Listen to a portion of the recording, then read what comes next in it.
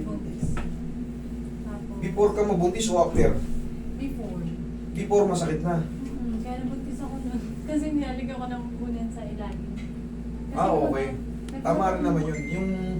Yung tinuturo na yun, para talaga yun. Siyempre, kung nahihirapan kayo magbuntis, tama yung method na yung nilalagyan ng unan. Oo. Pero nagbuhat kasi akong pamangkin ko, sobrang taba. Lumagahatok siya. 10 years na naman yun. Pero ngayon, sumasakit pa rin. Hindi naman. Pero may times yung back pain ko. Kumikirip yung punan niya. Nandyan lang siya, kumbaga, May times na. o yun, sumusumpong-sumpong lang. Pero ngayon, kumbaga, hindi ka talaga in pain ngayon. Hindi. Ano lang, Wala din. o, ang gusto mo lang reset. Ayun, nakaset mo. Matatak lang. Okay. Ay, ito pala, alimentary ako. Nabalik ko. Both side. Natuod. Okay po. Pero na... Pero ano yan, pagka-elementary, pwede pa rin i-adjust. Para sa mga ano lang. Basta matagal na panahon na. Kapit na yun. Kapit na yun. Huwag lang yung mga ilang buwan pa lang. Ayan, operahan ako dyan. Nabasag yan. Wala na yung maga, pero sumasakit pa. Hanapin ko yung x-ray. Pero kung elementary ka pa, ilang taon ka na ngayon? Elementary na rin ata yung baby mo. Oo.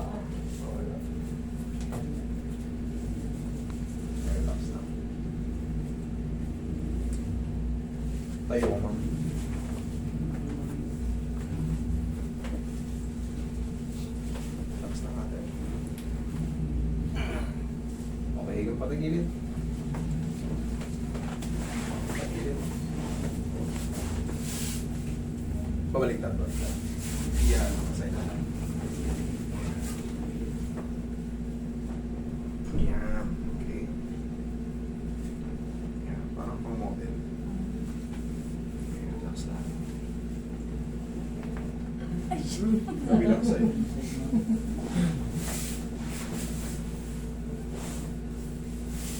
Kala mo nabalian siya na, no? Masarap. Masakit. Huwag kang lumiyan, huwag kang lumiyan. Sige.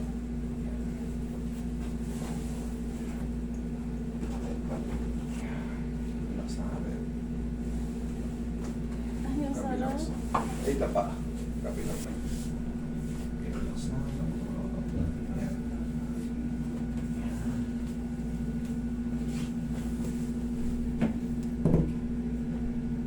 Relax na.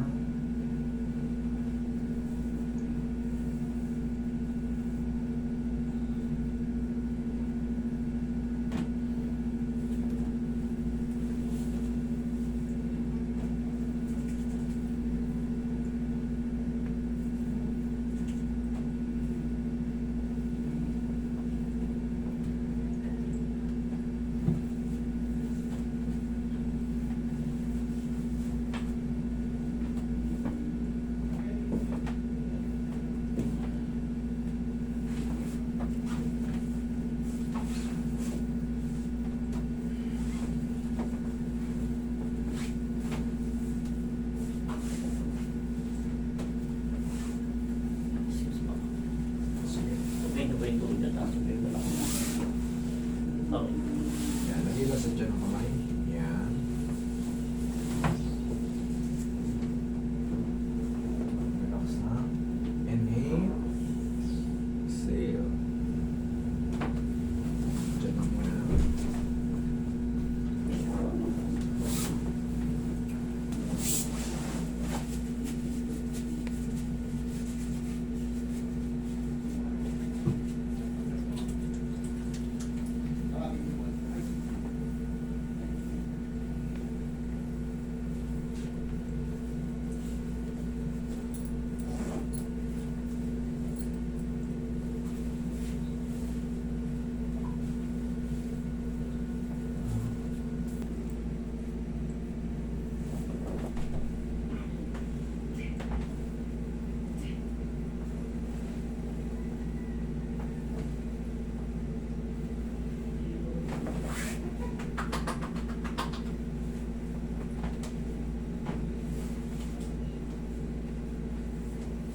Okay, ate. Yan, sarap.